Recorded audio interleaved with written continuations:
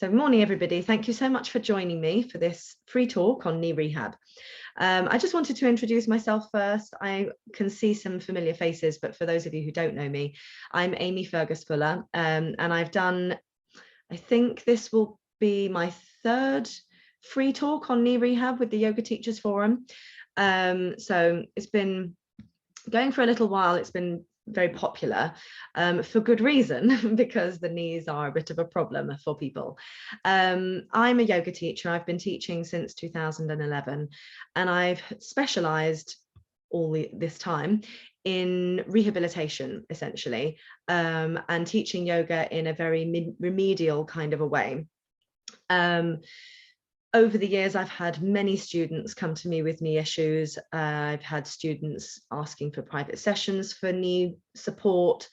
And so I have learned a lot through my students about knee issues and what causes them and how we can help them with that.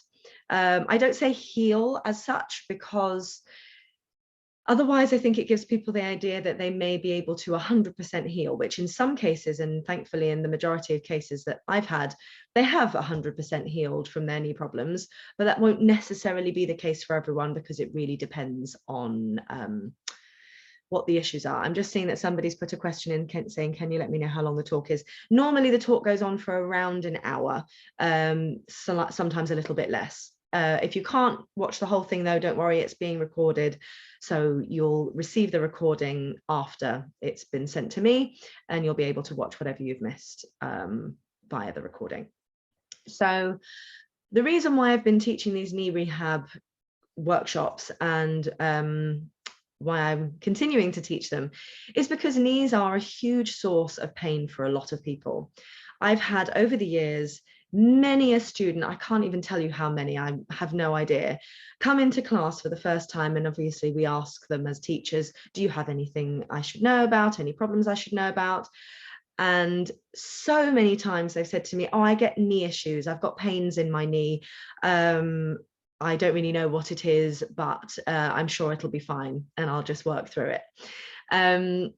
For me, when people say to me, I've just learned to work through the pain, it's an indication that they've been dealing with this problem for a long time, and they've never found a way to come away from that pain, and have probably been to other exercise classes, yoga classes, Pilates classes, whatever, experiencing that discomfort and not really knowing how to make it not uncomfortable.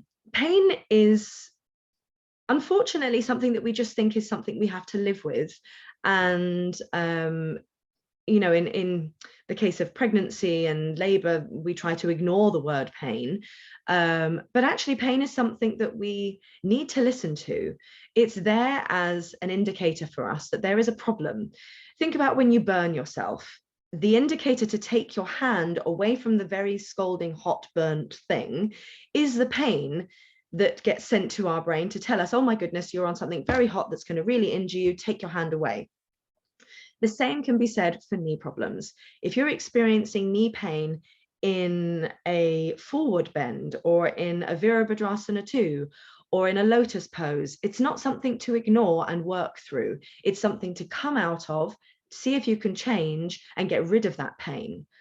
Same goes for people in the gym. If they're doing squats and they're doing weighted exercises and they're working through the pain, that's not something that we should be doing. We should be trying to step back, see what is causing the pain, and step away from it. This is why I think a lot of my students have had continuing problems, because the only answer they feel they have is to go to the GP and ask the doctor what to do for their knee pain. If it's not severe knee pain, very often they'll just be told to take pain relief, and that should sort out the problem, or at least cover the problem. If it's a more severe knee pain, then they may be sent for x-rays. That if it's even more severe, they may be sent for MRIs, but that is very far down the line usually, and difficult to get a hold of.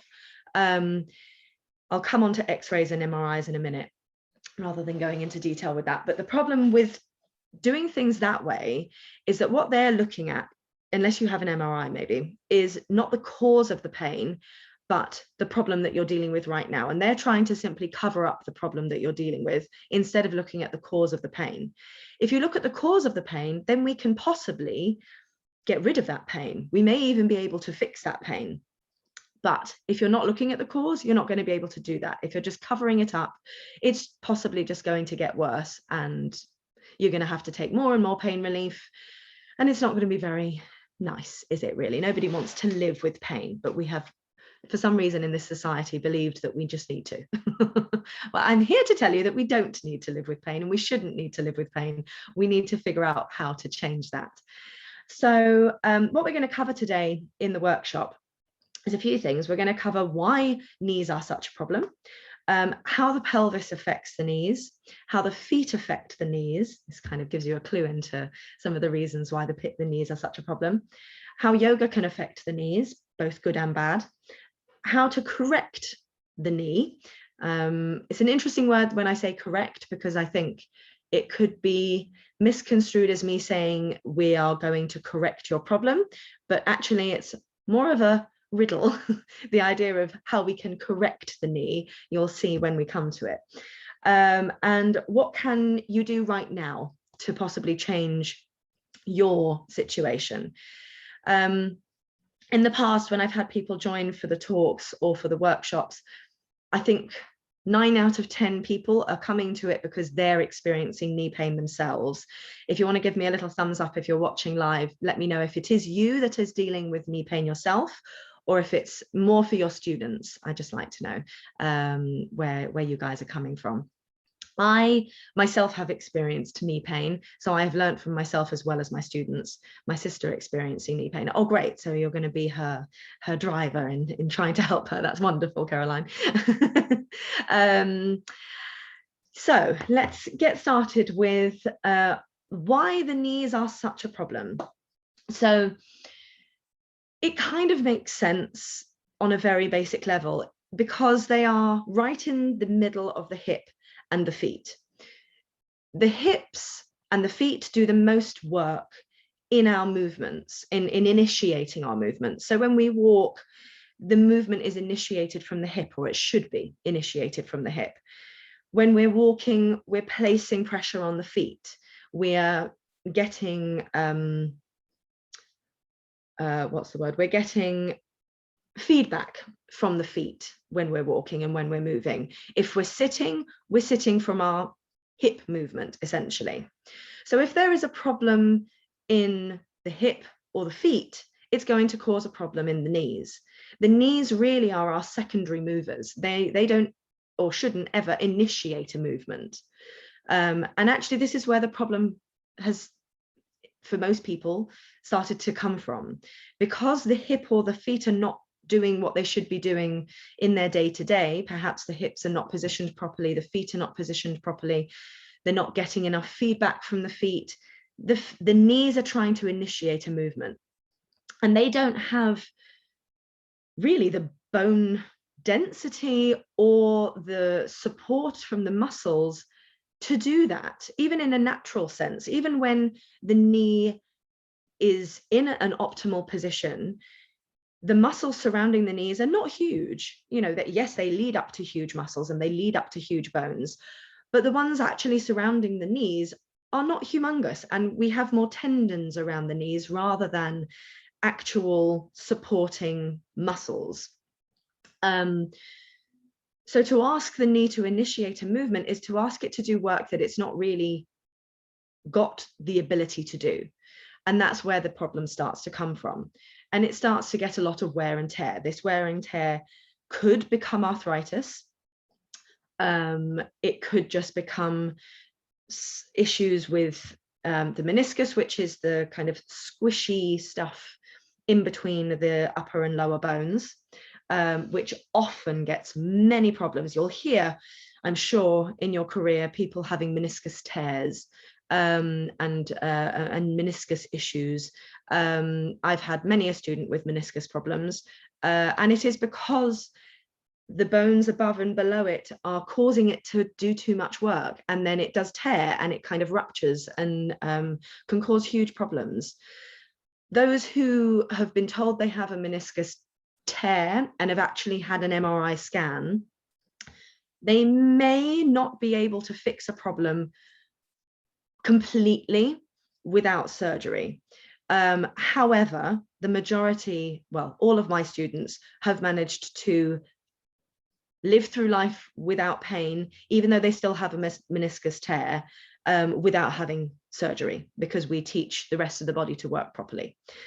So surgery to me is a very much last resort, and only if people are really desperate to do things like massively weighted things or running, and yeah, if it's general living, we can get people to live much more safely without doing surgery, or without having surgery. So the other thing that can cause a problem, as I've kind of hinted towards, is the pelvis. So the pelvis affects the knees, as I've said, because it might not be in the right position. So for us to be moving properly and to be able to move from our hips properly, we have to be moving with the pelvis in a neutral position. And unfortunately, I don't really think I know many people who are living with their pelvis in a neutral position. Most people are living with their pelvis in either an anterior pelvic tilt, which is a forwards tilt, or a posterior pelvic tilt, which is a backwards tilt. Both of those things can cause the hip to be in the wrong position, and that can cause massive pressures down into the knee, as well as postural imbalances. Lack of strength in the supporting muscles, so not necessarily the muscles right around the knees, but the supporting muscles around the hips and the thighs, and even around the ankles and the feet. If there isn't enough strength around there, again, the knee is going to take the brunt of everything. General posture imbalances are the big cause of problems. There have been a few studies that have been done over the last couple of years that have started to say that we shouldn't blame posture for our pains. I don't know if any of you have seen or heard of these reports. If you follow people like physiotherapists on Instagram, you probably will have seen a few people posting these reviews up. I have read these reviews, and in one way, yes, they are correct, because they're looking specifically at back pain in these reports, and they're saying that the idea of saying to someone, if your posture is incorrect, you're going to get back pain, it's going to cause a further problem, is kind of right, because it can cause people stress in their mind. But when we look at the body as a whole, which includes looking at our fascia, you cannot deny the fact that posture can cause a problem.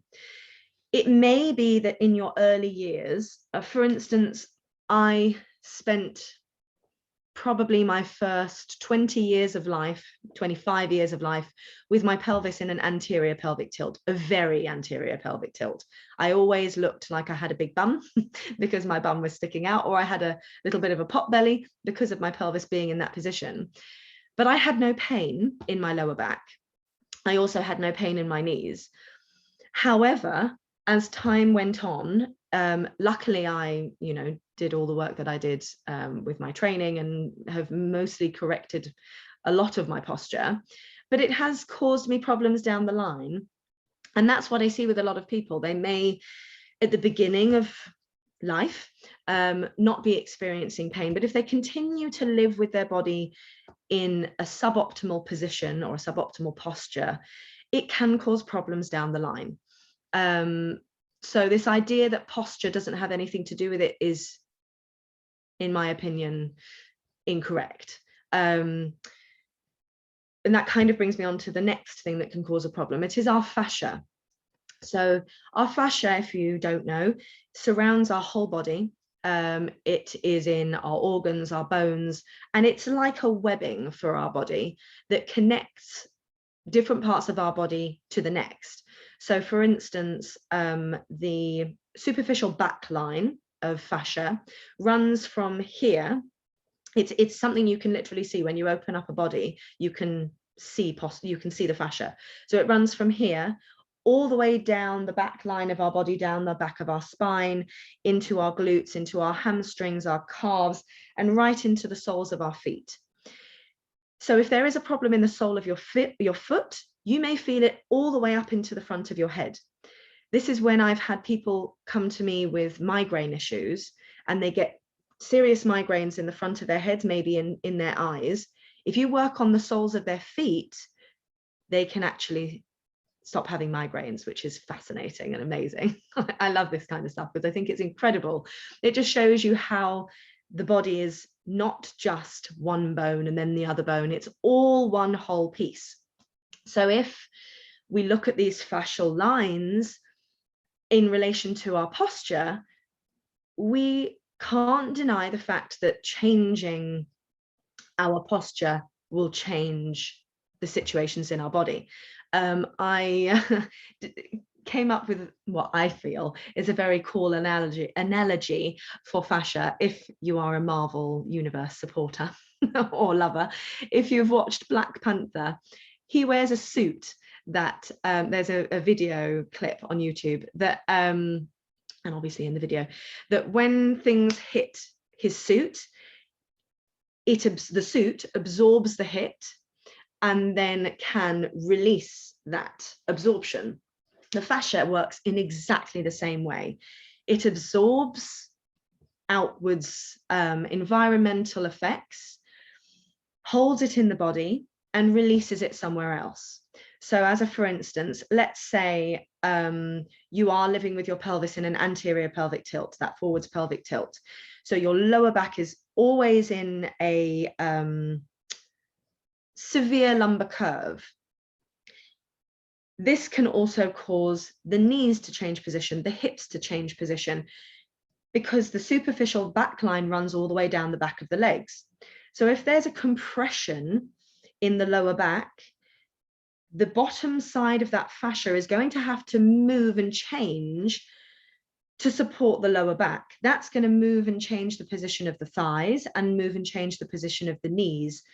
That fascia is then going to affect the muscle attachments, which eventually is going to affect the position of the knees and the comfort or pain on the knees.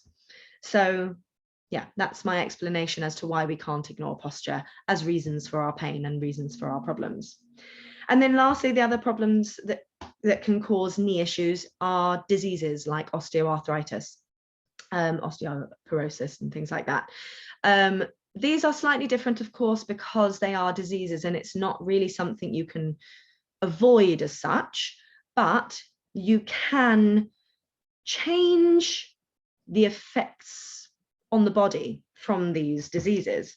I had a little look at a study that was done in 2019 that looked at the effects of posture on osteoarthritis in the knees. And I've just taken a little section from it. So this is from a physical therapy research review done in 2019. It says previous research indicates that in the case of knee osteoarthritis, abnormalities in knee alignment, varus or valgus, while standing, varus thrust during walking, increased knee flexion in the early stance phase, abnormal displacement of the femur in relation to the tibia, and an increase in knee adduction and flexion movement are risk factors for disease progression. So in simple terms, this means that the suboptimal position of the knee can be a risk factor in causing more problems for osteoarthritis.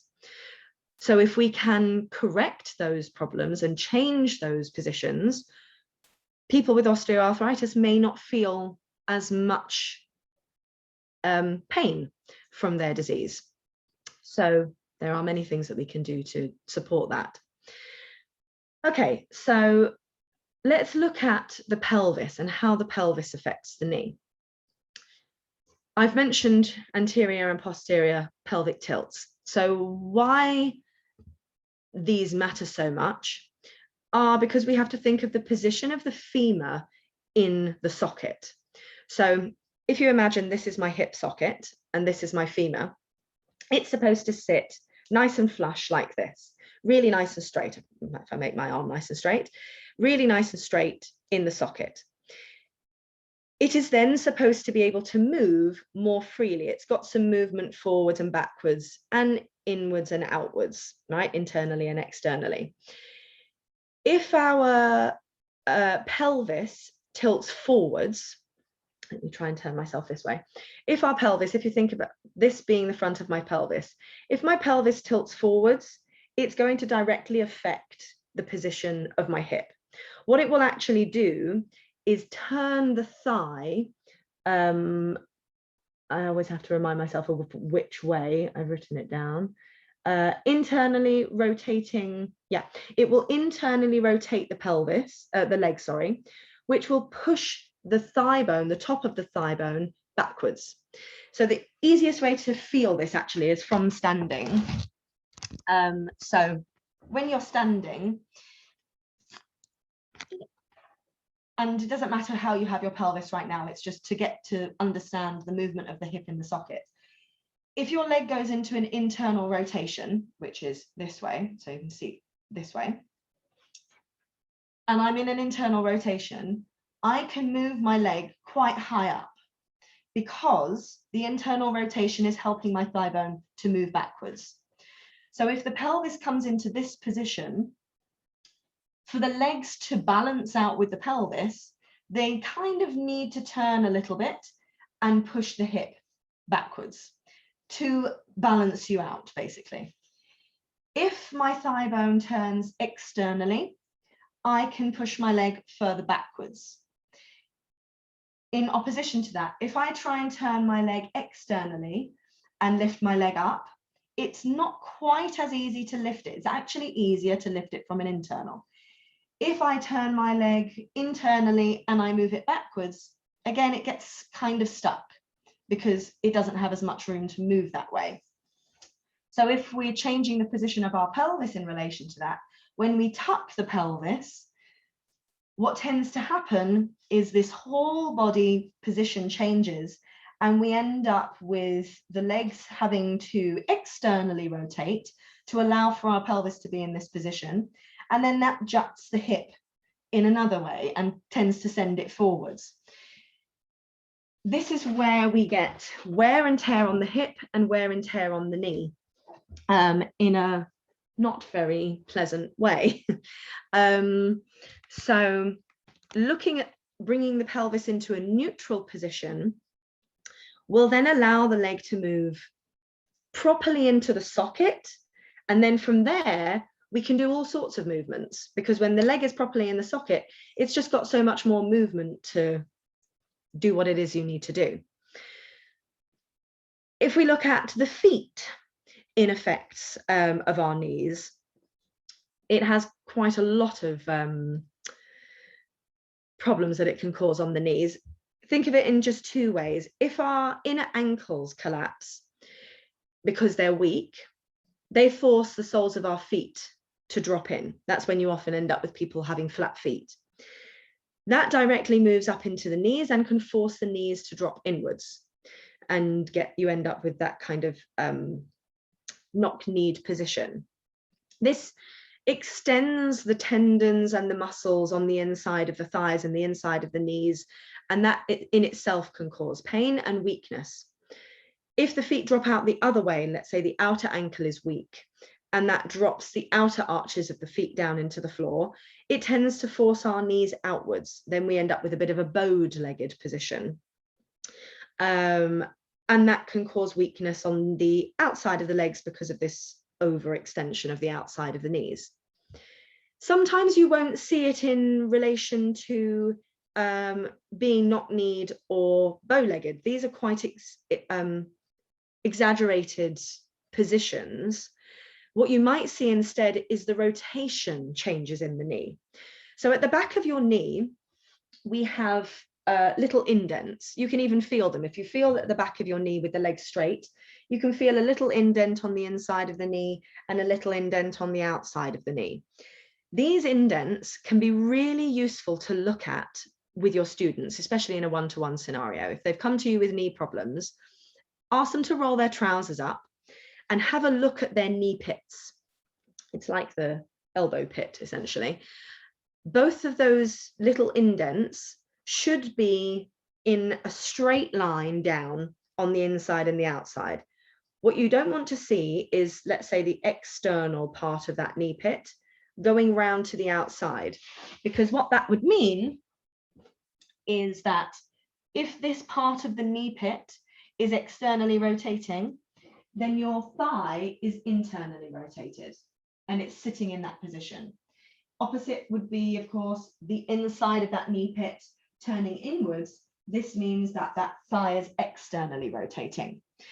The body is quite an incredible machine in a way, because it does whatever it can to balance us out. So it might not be that it's so obvious to look at someone and know exactly what the issue is in the knee, unless you're looking at these little intricacies. When they start moving, then it's easier to see what the problem is and where it's coming from, because then you can look at where they're moving their legs from, where they're moving their feet from, and how they're moving. So very often when I have a one-to-one scenario with someone who has a knee problem, we start off by doing things like walking up and down. So I can just watch them walk and see how they walk, see what's moving, what's not moving, what's moving first, how the feet are connecting to the ground. All these sorts of things really greatly tell me what's going on in the knee and what's going on in the body. But it takes a lot to train the eye to see those things in walking motion, because unless you ask them to walk slow motion, you have to kind of pick these things up. So it can be really helpful, even, you know, after this, when you go out and you sit and you have a coffee somewhere, or you sit on a bench somewhere, people watch. It's the best thing. When you start people watching and you start looking at their bodies, you start looking for, okay, what's happening in their feet? Can you see the soles of their shoes when they're walking? Does it look like the inside of the sole of their shoe is really worn? That tells you probably that they have flat feet, or they're rolling to the inside of the foot when they walk, which probably means they have this internal rotation around the knee that's causing the hip not to work properly for them. Are you seeing a good movement in the pelvis? I'll come to what a good movement in the pelvis should be in a bit. Are you seeing the knees working a bit too hard when they're walking? All these sorts of things are things to watch out for when it comes to the knees. There are many other things to look for in walking for other things, but we're focusing on the knees today, so I'm not going to go mental. We're going to look at gait in the workshop that I'm giving at the end of the month in a very detailed way, so that you can figure out from somebody walking what some problems could be. I'm just giving you some little indicators into that right now. Okay, so then the last thing with the feet is bunions. Bunions can be a big problem for many people. Many people do have bunions, or the start of bunions. And really, it just gives you a lack of connection to the foot. And though the big toes are so important for the rest of our body, they might seem like two tiny little bones, but if those big toe bones are not in the right position, they drastically change the position of the rest of our body, because they pop out and then suddenly we lose all of that connection around the big toe and the big toe mound. I mean, I know from my training, I was told a lot about the big toe mound when it comes to teaching yoga poses. I can't say the same for every yoga training, but I think a lot of yoga teachers do understand the importance of the four corners of the feet when it comes to doing standing poses. And the big toe mound is a super important part. It's the same in a way when you're in downward facing dog or a handstand. If you lift this index knuckle, think of this as your big toe knuckle, then you don't have control in your downward dog. You don't have control in your handstand. You can't do it with your knuckles being off the floor unless you have ridiculously strong fingers, but I wouldn't really advise it. You need to have support from this part of the hand. Same goes for the big toe mound. You need to have support from the big toe mound.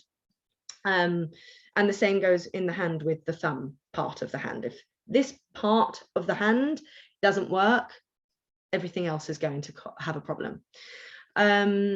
So yeah, bunions can be a big problem, and they don't need to be fixed with surgery. You can fix your bunions with various exercises. One quick thing you can do is massage in your bunions. So I'm going to show you my feet.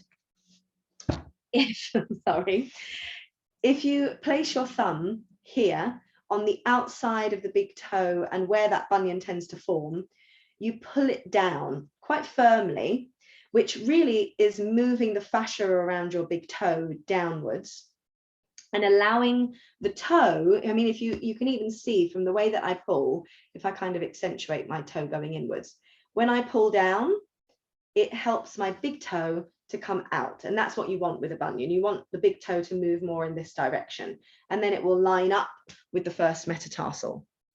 So that's a quick way to start affecting your bunions in a good way. But I will provide you with more exercises in the workshop. Okay, so what is yoga's effect on the knees, both positive and negative? I'm going to start with the positive. The positive is we move in yoga our bodies in so many different positions and in so many wonderful ways. And yoga really works the body as a whole.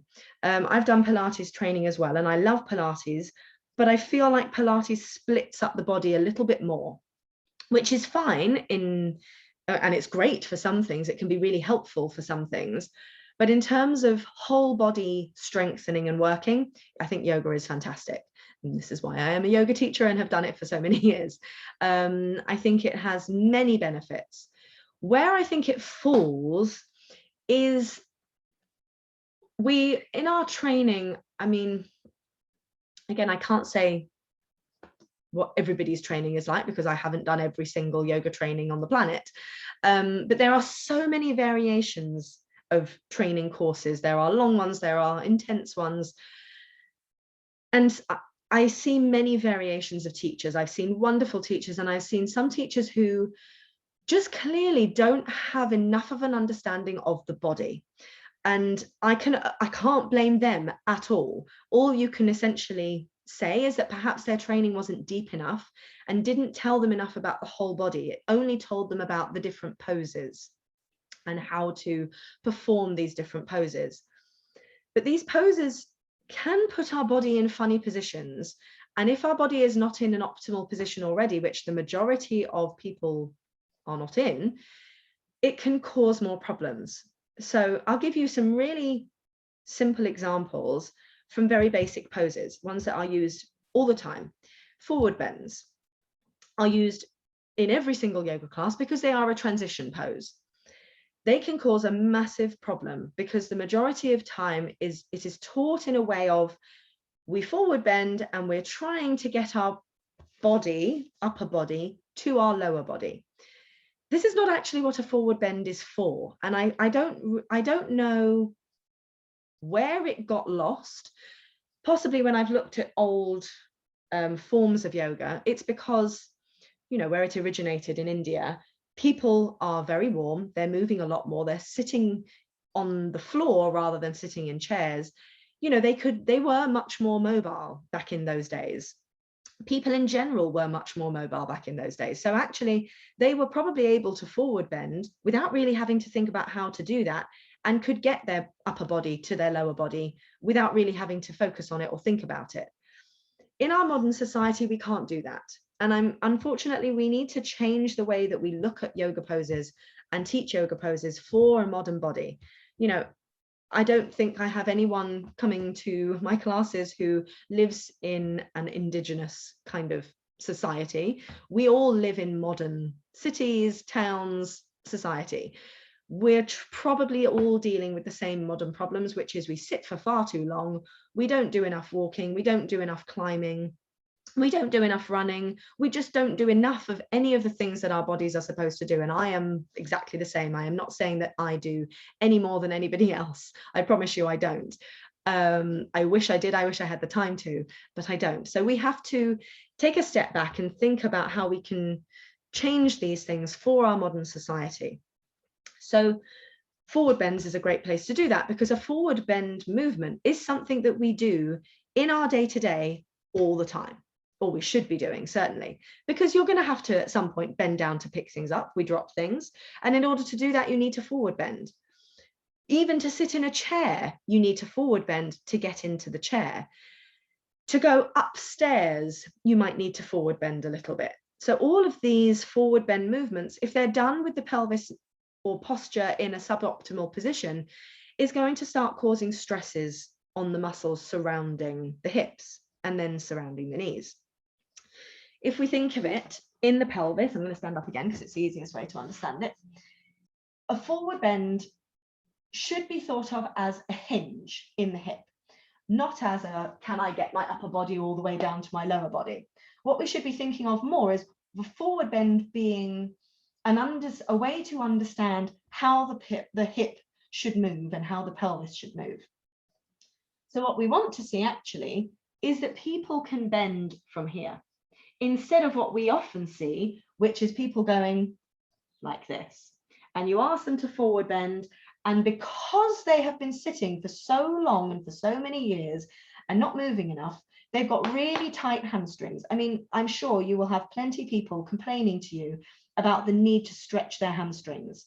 This is because their hamstrings are tight, but it's also because their hamstrings are weak.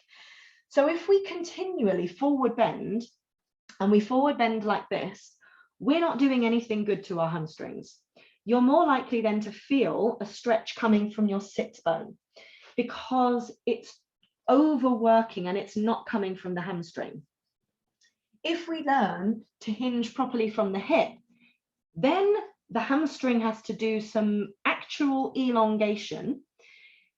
The spine and the glutes have to do some actual elongation. And then you're not going to feel a pull at where the fourth hamstring meets the sits bones. Instead, you're going to feel a stretch in your hamstring. Then what we have to think about is, where are people's limitations? So because I do this on the regular, I can bend with my pelvis being the initiator of the movement to about here. This is without me having done any movement. After maybe, let's say, an hour of yoga, I might be able to get a little bit further.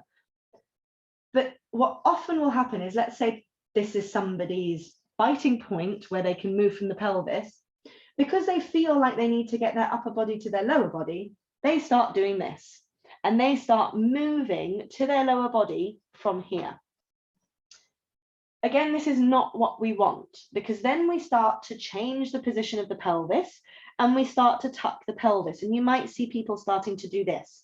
Those who live in a tucked position, you'll often find they come into a forward bend and they end up like this, and they cannot get their belly anywhere near their thighs, and their knees are bent. They're not really straight, or they're really hyperextended because they're desperately trying to get there.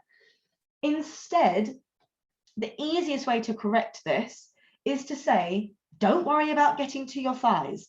Worry simply about where your hip hinge stops, and stop there. This is where you get the benefits of a forward bend, because then you get the stretch in the hamstrings that it's supposed to give you. Then you get the length in the spine and the glutes that it's supposed to give you, with the body in a good position. This isn't to say that flexion in the spine should be ignored, because flexion in the spine is also an important movement for our spine, but we can do that in other ways. So we can roll down and try to initiate a movement from our head and from our spine. But if people are initiating a movement from the pelvis, it needs to be initiated from where the hip connects to the pelvis, not from where the back connects to the pelvis, or let's say the lumbar spine connects to the pelvis. Another example that is a good one for yoga, for something that is done all the time, is a warrior two, because again, it's a pose that we pretty much always use and can be a big source of problems for people's knee issues. And this is often because of, I think, I've changed now really where I tell people to put their foot alignment, because people live in this posterior or anterior pelvic tilt. The minute we say to them, can you line up your heel the front heel with the inner arch of the back foot or the heel of the back foot, we might be asking their front leg to be in a position that isn't right for them. It's not right for their pelvis, because and that's when we start to see, and I for years I was like, I don't understand why people can't just move their leg, because I always could. Right, let me just move this back a little bit so I have a bit more space to move my leg. So when we come into this position and you ask someone to bring their foot here, let's say they're in an anterior pelvic tilt. I know you can't see my pelvis loads, but I'm tilting my pelvis forwards. They're going to end up like this because their pelvis is here and they can't get that knee backwards. So if you then say, oh, you just need to bring your knee backwards, they're going to jar it backwards and they're going to move from the knee, and that's going to cause a problem in the knee. If they're in the opposite position, they're in a tilted position, this again is going to push that knee forward. So both times you're really going to see the knee is coming forwards, just from a different position of the pelvis and a different position of the foot. Now, with people in a tucked position, you're going to find they have a lot less movement. And in some ways, I think tucked pelvises in a warrior might be easier to not correct, but to see a problem, because they can't move so much because their pelvis is really restricting that movement of the knee. So what's the simple way to change that? Move the front foot forwards. Keep going until the knee is behind the big toe. And then, hey presto, they're not going to feel pain in the front knee. It doesn't matter how far forwards that foot goes. I teach sometimes that front foot being all the way at the opposite side of the mat.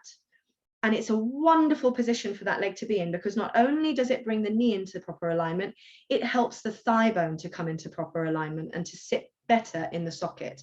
Then they can move their pelvis and change the pelvis into a neutral position. And that's what we're hoping for them to get. Then they're not going to feel that pain in the knee. So in the workshop, I'll be looking at all of the different kinds of poses that we do that can greatly affect the knee or the position of the knee. But those are two ones that I think are the most popular that are good to start with for now. The obvious poses that cause problems in the knees are lotus pose, seated cross-legged positions, and pigeon. All of those quite obviously put the knee into deep flexion, and that can cause someone with knee issues a lot of pain. But the interesting thing is, I've heard so many people, and I used to do it myself because I was under the impression that this was something that would support the knee. But people say, flex your foot, that will support the knee. It's not actually true. It doesn't. It might support the ankle, but it won't really change the feeling in the knee. They just kind of then think, oh, well, then my knee is supported, so I might not feel it. It won't be causing as much of a problem, even though it's still kind of painful. What's actually going to support the knee is changing the position of the hip in the socket.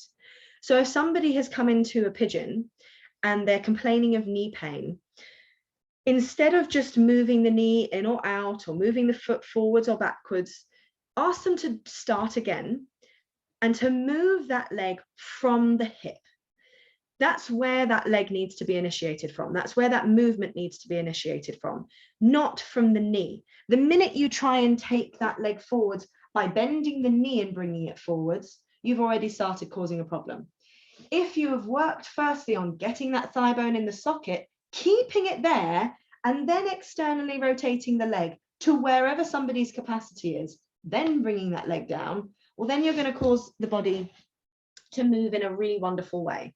And then you know immediately, okay, do I need some props underneath my pelvis because I really can't externally rotate my hip that way?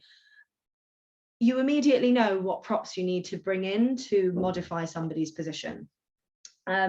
Same goes for a lotus pose. I mean, I don't do it really. I might do occasionally, but I definitely won't do it if I am not able to move from my hip. So it goes for exactly the same thing. If you can't get a deep enough external rotation in your hip to move that leg into the right position, you're going to be causing the leg to move from the knee, and it's going to cause pain in the knee. So you just don't I mean, that pose is not necessary. Who needs to do or sit in a lotus position, really? I know it looks cool, but it's not a functional pose.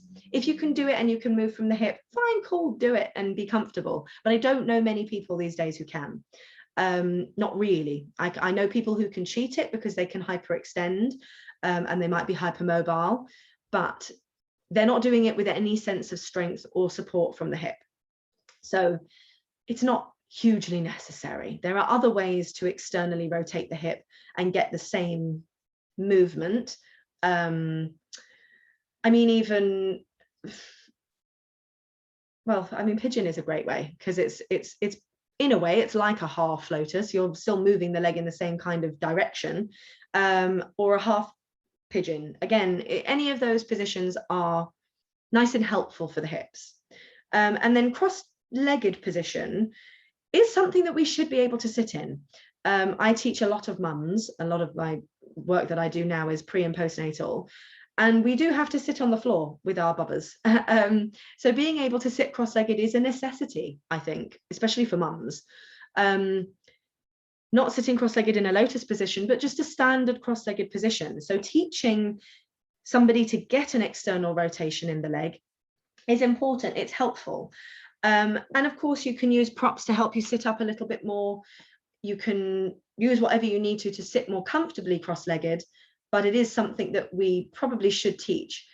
I think it's important, though, to bear in mind that because the majority of people sit in a chair for 8, 9 hours of the day and then come to a yoga class, I don't think sitting cross-legged is a good starting place, because the pelvis is already quite tight. It's already sitting in not a great position. I start all of my lessons with people lying on their back. We start with breathing and then realigning the pelvis and the hip in the socket. Once I've done all that, then we might sit cross-legged towards the end of the lesson, or maybe even in the middle of the lesson. But I never start my lessons sitting cross-legged because people just can't do it.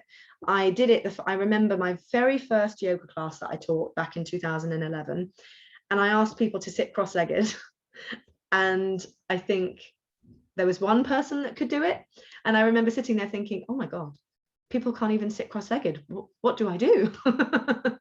And that was the beginning of my learning curve, essentially. So yeah, there are other ways to start a lesson. It doesn't have to be a cross-legged position. Okay. So how can we correct these positions? In the workshop, I'm going to go over what we can do to correct the feet, what we can do to correct the hips. And when I say correct, I purely mean what can we do to get closer to a neutral position or hip in the socket, or get the foot moving a little bit better and the ankles a little bit stronger, so that they're all supporting the knee. So what we need to do really right now is to think about how our pelvis is moving and how our hip is moving. So I would love for you to come away from this talk and to start looking at what you're doing when you're walking, when you're sitting, and what position your pelvis is in, and whether you're moving from your back or you're moving from the hip in the socket. So for a quick understanding of, a little understanding of what to look for in your gait or when you're walking. When you walk, your pelvis needs to move to help your hip move. So let's say I'm taking my right leg forwards. If I try and take my right leg forwards with my pelvis staying stuck in this position, I really have to bend my knees to create space to swing that leg through, or I have to move my pelvis to swing that leg through, right? This is often what you see is people kind of swinging their legs forwards and backwards from their back. Instead, what you want to see is the pelvis creating space for the leg to move. So it should do what's called a pelvic lift. So the hip goes up, that lifts the right leg up, and then my right leg has freedom to swing forwards and backwards from the hip. I'm just going to move the camera down so you can see my foot. So I lift and my foot comes up and I can swing. It's a pretty small movement. It's just this from the hip. It's not this from the back. If you see a lot of this going on in someone when they're walking, or in you when you're walking, you're trying to create space for the leg to move by moving from your back.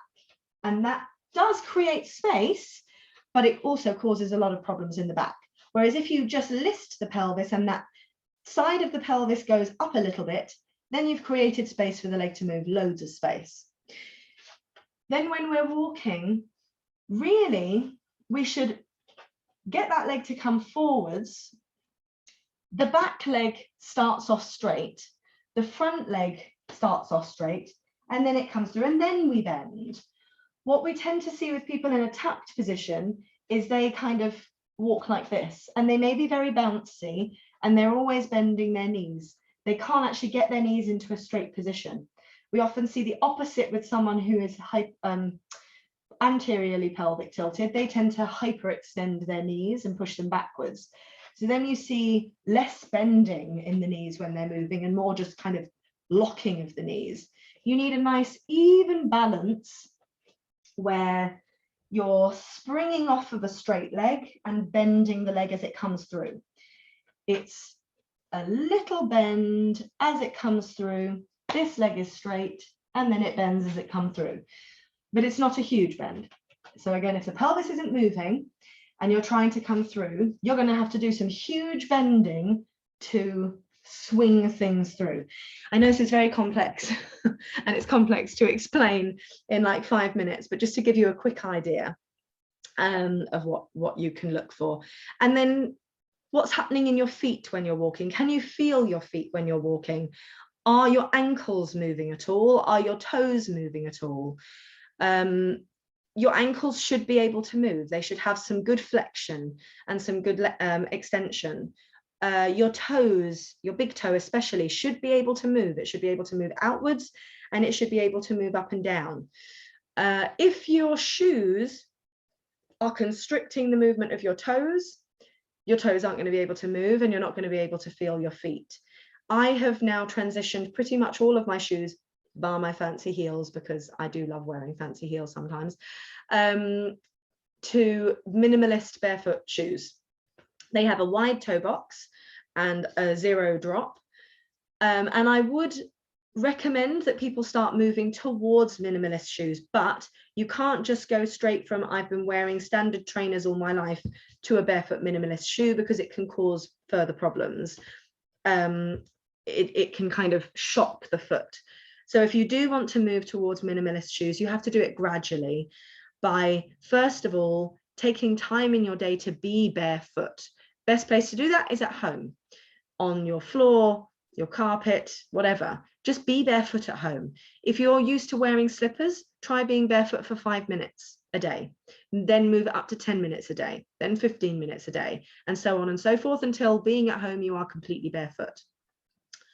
And then if you can, I mean, in winter we can't do this so much, but in the summer, when I take my son to the park, sometimes I take our shoes off and allow us to walk around on the grass or walk around on the kind of tarmac of the playground, not anywhere else, because you don't know what's on the floor anywhere else really.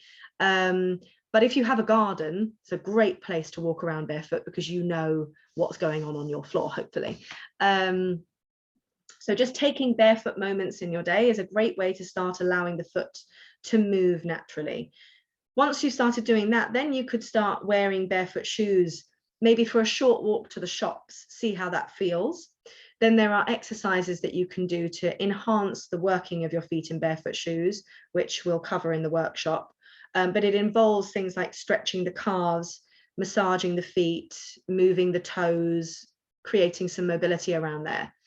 And then of course you can build that up. So you just would take longer walks in barefoot shoes until eventually you're wearing barefoot shoes anytime that you're out, unless like you're like me and you're at a party and want to wear a pair of heels. And then I have to really rework on sorting out my feet for the next day, and never mind. So yeah, those are the kind of small things that you can start looking at doing right now. And in your classes, because you are yoga teachers or movement specialists, start simply looking at your students. What positions are they in, or what positions is their pelvis in every single pose? Is it posteriorly tilted? Is it anteriorly tilted? Or is it neutral? And anytime you see their knee being in a suboptimal position where it's either too far forwards of the foot, or it's too far in or too far out, instead of looking at changing the knee, have a look at what's happening in the foot and have a look at what's happening in the hip. Can you change the position of the knee by changing the position of the foot or the pelvis rather than the knee? Never focus on the knee, really, because that's when you could cause more problems. You need to focus on the above and the below. And that's it, really. And also have a look at how you're sitting. Are you sitting and changing positions, or are you sitting in one position for the whole day? I quite like to change positions, so I might sit on the floor on a cushion for a bit. I might lay down on my stomach and sit and do some work. I might sit on the sofa for a little bit, but I have to say I don't find it very comfortable. I might sit on a chair for a bit. I might stand for a bit. That's what I tend to offer to my students. I have some who say to me, oh, you know, I'm moving to a standing desk. I'm like, okay, that's fine, but maybe don't stand all day long, because again, that's keeping your body in one position for the whole day. Just change positions. As soon as you start to feel you're a little bit uncomfortable, change position. I mean, if you've ever done any prenatal yoga training or understanding of labor, the same can be said for when women are in labor. Just keep changing position if you feel like you want to change position. It's the same thing for your daily life. If you feel like you want to change position, do it, change position. My husband says that I'm fidgety. I'm not fidgety. I just can't stay stuck in one position, because I can immediately feel my body gets tired of being there and wants to move. My son is like me, he's the same, loves to move a lot. So yeah, that's the best thing I can say to you, is just keep moving whenever you can, whenever you want to. Just keep moving, keep changing positions, and then your body doesn't get stuck in one position. We want to try and move it into many different ways. Okay, so if you have any questions, please pop them in the chat box now while I just explain when the workshop is and how you can book the workshop. So the workshop is happening on the 29th of November online. It can be booked now through the Yoga Teachers Forum. It's from 7:30 to 9:30 in the evening. And just like with the live talk now, if you can't make it live, you'll get the recording so long as you've pre-booked. So don't worry about that. It's 2 hours long. We'll be covering everything in detail that I've covered today, that will give you more of an understanding of how to really support yourself and your students in your classes, in one-to-one scenarios.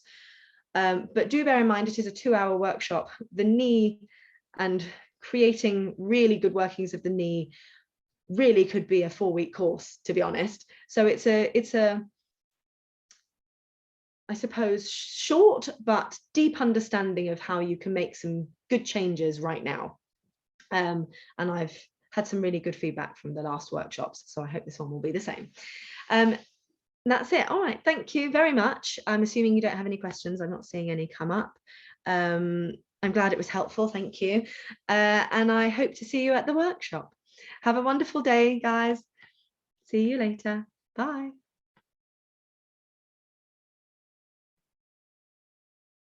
Lovely to hear you're interested in the workshop, Deborah. Thank you.